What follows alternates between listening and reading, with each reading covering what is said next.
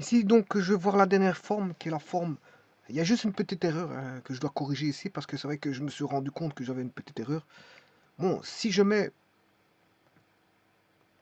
moins, c'est moins b sur 2a. Mettez moins b sur 2a. Voilà. Mais si vous mettez plus, c'est plus b sur 2a. Alors attention à ça. Hein. Bon, donc il n'y a que ça. Je m'étais trompé. Bon, je me suis rendu compte, mais j'ai fait un erratum. Hein, donc j'ai noté ça dans les erreurs. Bon, maintenant, après avoir vu la forme développée, la forme canonique et la forme factorisable, la forme factorisée. La forme factorisée.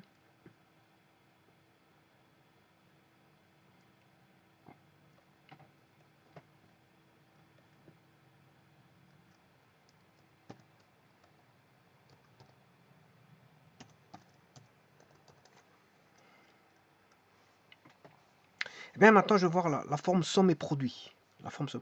Alors, je vais partir pour ça de la forme factorisée et identifier avec la forme développée.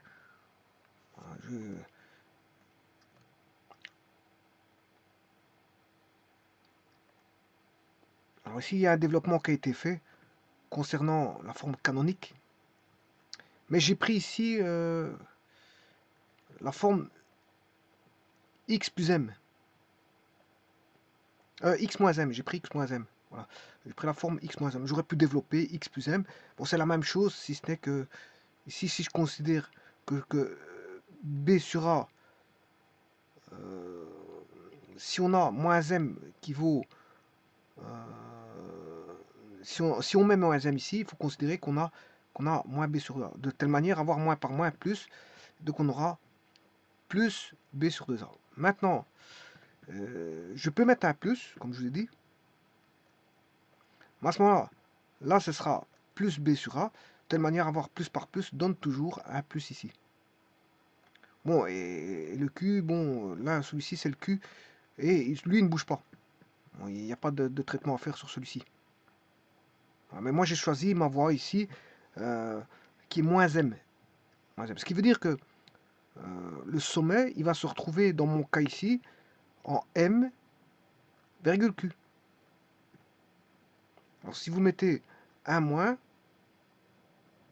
ben, vous aurez moins B sur 2A, et donc vous aurez plus M. Mais maintenant, si vous mettez plus M ici, là, on va se retrouver avec plus B sur 2A, et donc là, il faudra mettre un moins là, moins M. Voilà, ça c'est pour la forme canonique. Maintenant, pour la forme factorisée, je vais le développer maintenant.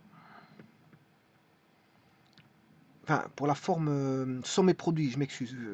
En fait, c'est simplement Viet. Hein. Mais je vais vous montrer comment on le trouve. Le Viet pour le second degré. Eh bien, tout d'abord, il me faut la forme développée qui est ax carré plus bx plus c. Et la forme factorisée qui est a fois...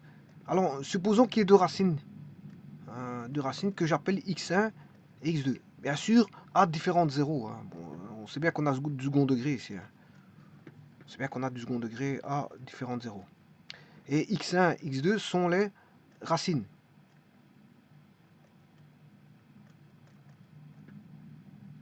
Sont les racines de l'équation x carré plus bx plus c. Donc je peux écrire que si je multiplie ici, j'aurai a x fois x, ça fait x carré. Je distribue x carré moins x2 fois x moins x1 fois x, moins par moins plus x1, x2.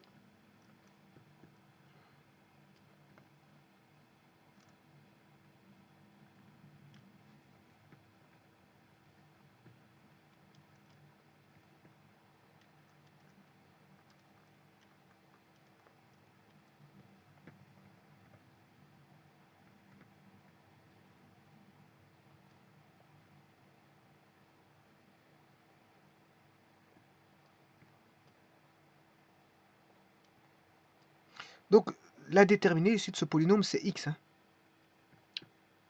Donc, j'écrirai x carré, x, x. Donc ici, je peux écrire a fois x carré moins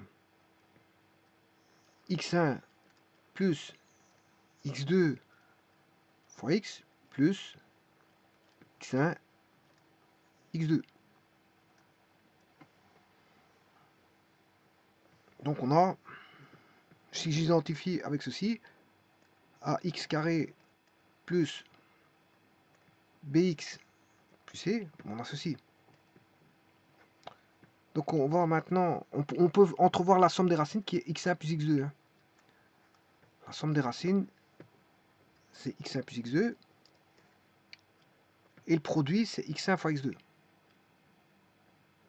Vous pouvez voir que la somme des racines, c'est x1 plus x2. Et le produit, c'est x1 fois x2. Donc je pourrais écrire que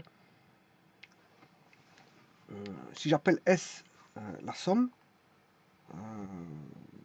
et P le produit, je peux écrire x carré moins Sx plus P.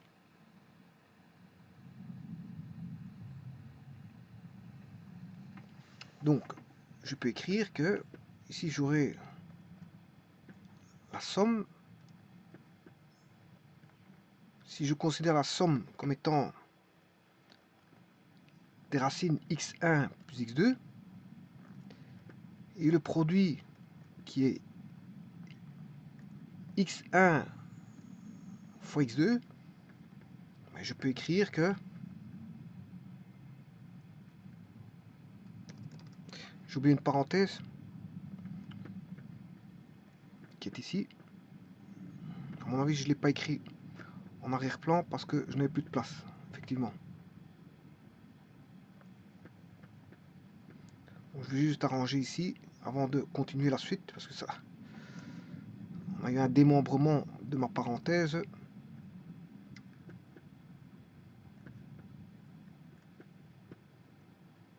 On a le A.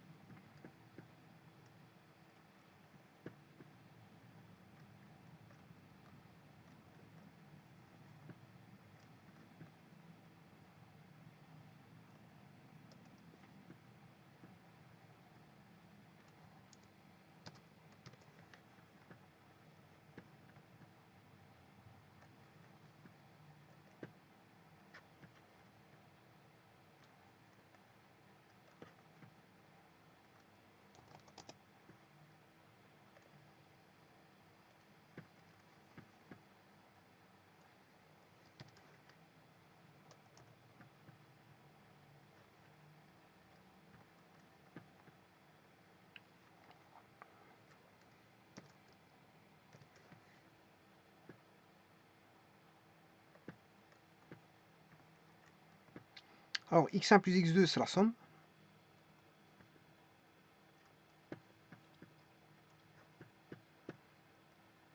Et x1 fois x2, c'est le produit. Produit des racines, bien sûr. Hein.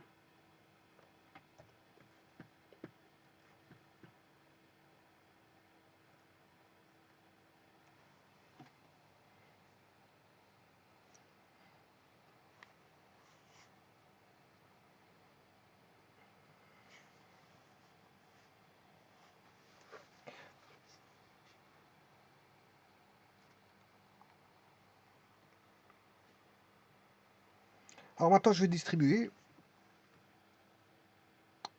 le A. On aura A x carré moins AS x plus P est égal à AX carré plus BX plus C. Maintenant, je vais identifier la forme somme et produit avec et retrouver du Viette. Viette pour du second degré. Donc les formules de Viette au niveau des racines. Alors là, je peux dire que j'identifie. Bon, AX carré, ben, je n'ai rien à rechercher. Le A, c'est le A. Rien à rechercher là-dessus.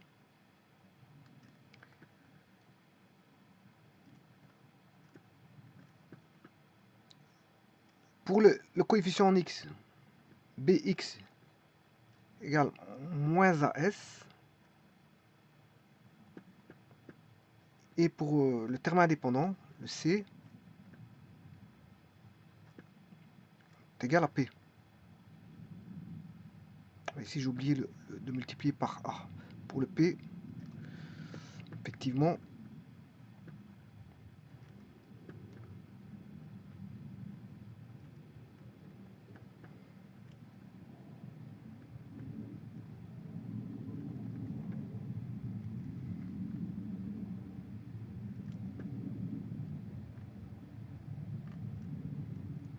a fois p, et c est égal à a fois p.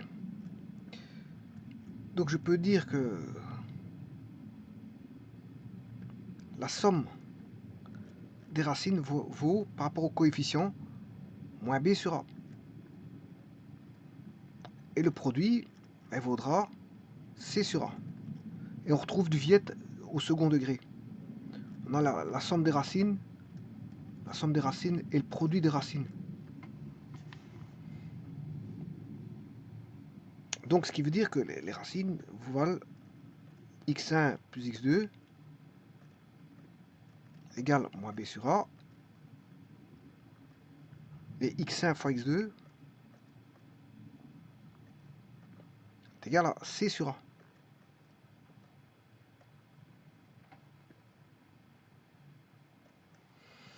Je vous remercie.